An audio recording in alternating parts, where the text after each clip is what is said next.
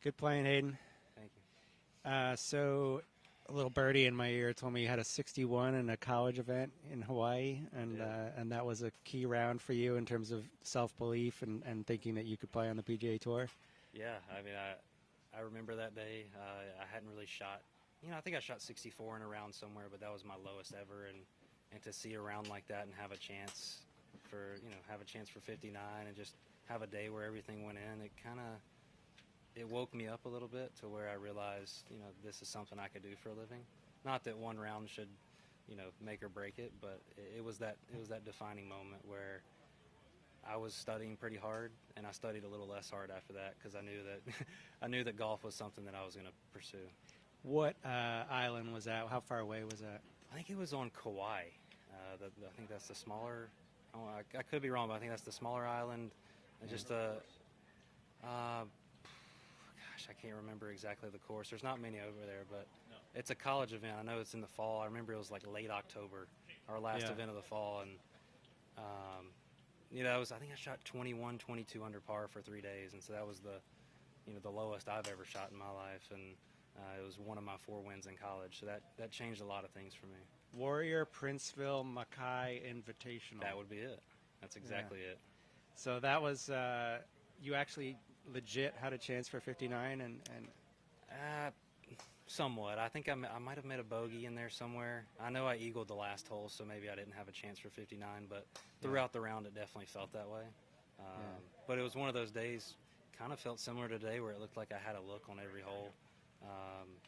Just all the putts went in that day. What did you see from yourself that you thought, okay, that might actually play on the biggest tour, the top tour?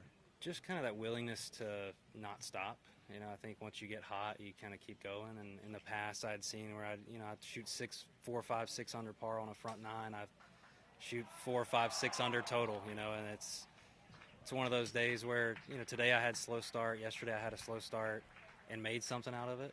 And I think it's kind of the same feeling where you make a birdie or 2 in a row and being able to build off of it rather than falling back and being comfortable. And that was something that I'd never seen it before. I really, before the 64, I think a few weeks later, I want to say my best score was 68 or 69. So I really hadn't figured out how to make a lot of birdies until then.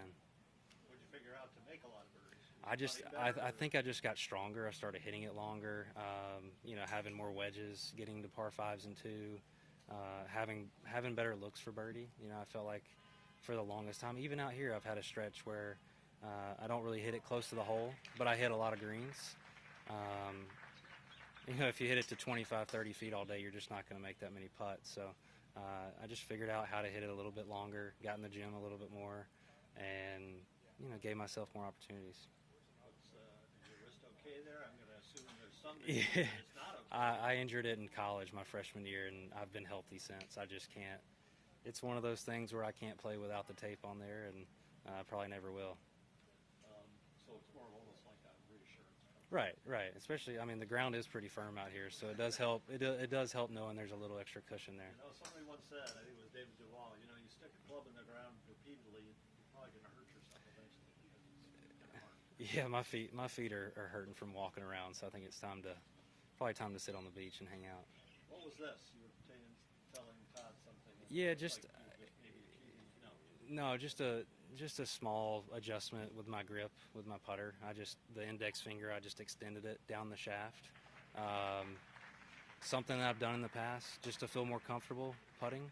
I didn't work on it at all this week. It's just something that came to me, I think on 16 yesterday, and I made 2 putts coming in. So I rolled with it. I'm in one of those places where I have a ton of confidence, and whatever feels right, I'm just going to do it. Whether or not it's mechanically the right thing to do, I'm just going to do whatever I want. I was going to ask you, it's more feel than mechanics. Correct. Whatever feels right, I'm going to do it. And if it's long term, if it's not the best, I'll look at it. But for now, I'm gonna roll with it. And you're left hand low. Left hand low since the U.S. Open last year. That was my first week ever to do that. So. And before the 61, you went to college to play golf and certainly maybe get a degree. Right. Did you always want to really play the PGA Tour or no? Not really. I played baseball forever. It really didn't get recruited much in high school to play golf. You know, I peaked a little bit later, I think, than most guys. And when I got to college, I walked on. I was actually studying harder than I was practicing. So I was actually planning to, you know, potentially work a good job. And you know, I didn't figure it out till about my junior year of college. That's when things started to click a little bit. But that senior year, that 61 in Hawaii, that was when it was kind of validated that I could do it. But my junior year was probably when I really wanted to pursue it. What were you studying? I was studying health science. I didn't really know what I was going to do with it, but something in healthcare, and I don't know what I could do now, but I'm enjoying every minute out here while I can. Can you describe your round a little bit just today? Just a miserable start. You know, I think I started on 10 with no wind and ended up short-sided in a bunker and had a 15-footer for par. It's not really how you want to start. Made that, and same thing on 11, hit it over the green and had another 7-footer for par. So really not the way you're looking to start with super calm conditions. And then even I think I made a bogey 13 or 14, but then got hot. You know, I found a way to kind of bounce back from bogeys. Something that I didn't have last year, I feel like. I don't know what that is, just mentally I feel a lot stronger being able to come back from bogeys, and I did it yesterday. You know, my first bogey yesterday, I bounced back with a birdie immediately and kind of kept the round alive, it feels like, because sometimes in the past I feel like my rounds stall out, and you know, next thing I know I shoot 1 or 2 under par on a day where I hit it well just because of one bogey, and you know, mentally I feel a lot tougher. And you know, but after that, I hit a lot of greens. I hit a lot of shots right where you wanted to hit them, and you know, the putter got hot. I didn't even realize I was making a lot of putts until kind of late in the round. You know, I really felt comfortable on the greens. They rolled a lot better than late yesterday, and you know, sometimes they go in, sometimes they don't. What was the best shot you hit today? Probably 17. I think I hit it to about 2 feet on 17. It looked like it was going to go in. And that was a big one. You know, I think I was even par at the time and birdied 17 and 18 to make that turn at 2 under. And, you know, I do think the front nine's a lot harder than the back, personally.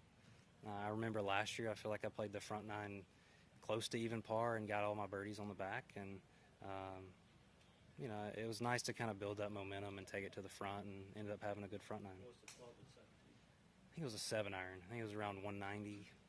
It landed short and kind of rolled down there. That green kind of does that. So it's, you know, I saw a hole in one yesterday behind us. I think it was Ryan Armour. Yeah, he was right behind me. So it was close, but it's always nice to tap one in. What was your position in baseball? What were you good at? I was a pitcher and a first baseman, so I don't like running.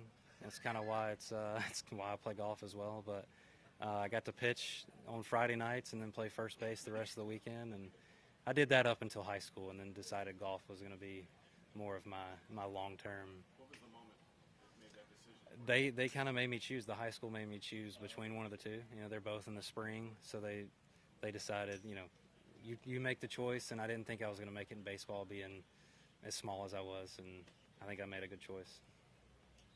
Were you a good first baseman? I was good enough. I thought, you know, my infield was pretty good, so it made my job. Pitch as a pitcher.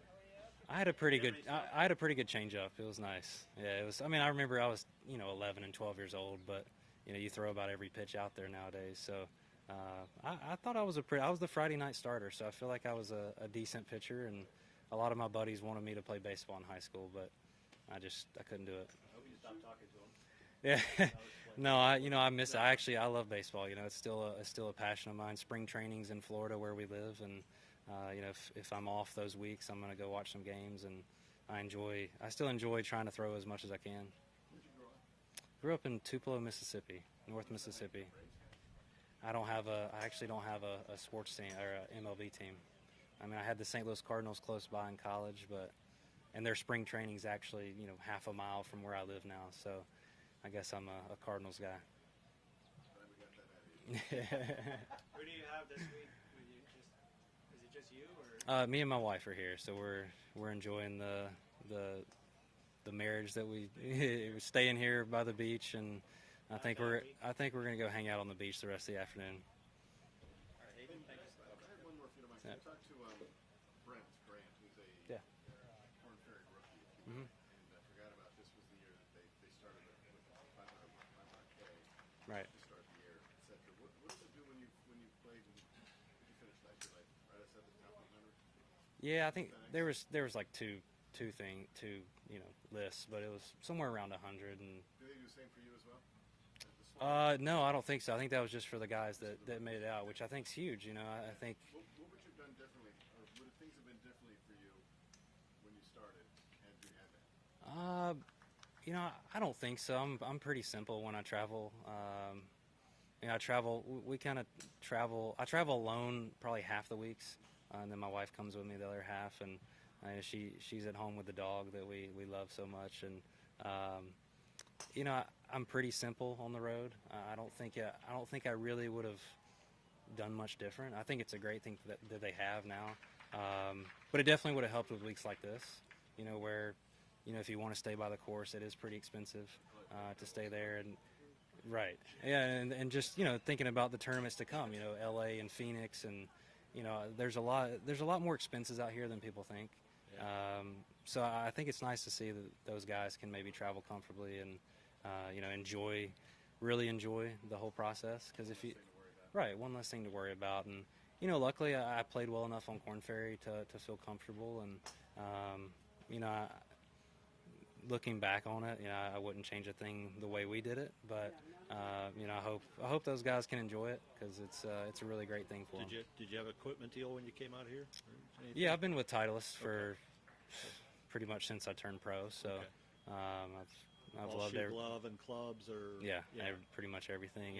And it's everything that they've given me has been great, and the driver's been the best. That my driving's been even better than I can imagine with the new driver. It's not a change up. Oh no, no. Fastball. I don't like to change much. I like to keep everything consistent, and it's been great. So. What kind of dogs and what are their names? We've got one dog. One dog. Yeah, it's a Shih Tzu Bichon mix. Her name's Macy, and so she's back home right now, probably waiting on us to get home. And she's. It was a baseball name there. Sorry. No, Baseball, one last curve, although you're going to be too young for this. But speaking of your equipment deal coming out, when's the last time you had to buy a dozen balls? Oh gosh, I've got so many balls in my closet.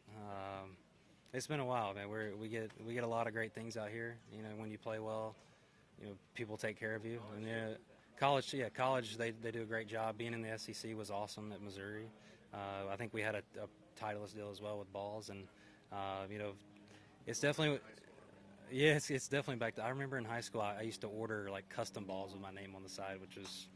I don't know why I did it, but that's. I still do that. What are you talking about? Yeah, and what's wrong with that? And I think our high school team was taken care of too. So, it's been great. If you play well, though, you're going to be rewarded, and that's one of the best parts of being out here. Range balls is the best. That's why I don't even practice at home if there's not. When I come out here, it's perfect range balls and plenty of time to practice. And yes, we're very well taken care of. Couldn't be happier with what we get. All right. Thanks for your time. Thanks. Appreciate it.